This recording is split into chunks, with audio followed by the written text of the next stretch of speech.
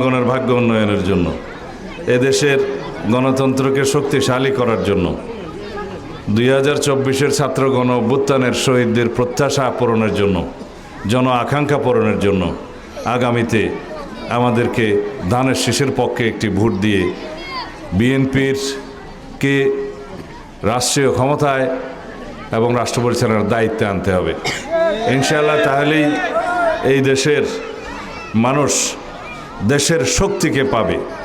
BNP এই দেশের মানুষের গণমানুষের রাজনৈতিক দল। বিএনপির যা কিছু উন্নয়ন পরিকল্পনা, রাষ্ট্র ভাবনা, দেশের নিরাপত্তার ভাবনা সব কিছু এই দেশকে কেন্দ্র করেই।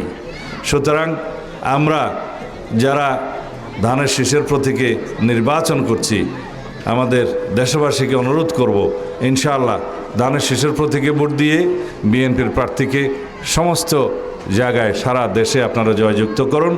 ইনশাআল্লাহ বিএনপি সেই রাষ্ট্র বিনির্মাণ করবে, সেই শক্তিশালী গণতান্ত্রিক রাষ্ট্র বিনির্মাণ করবে যার প্রতিশ্রুতি আমরা দিয়েছি, যার আকাঙ্ক্ষায় এ দেশের শহীদরা রক্ত দিয়েছে, গণ অভ্যুত্থান সংগঠিত হয়েছে।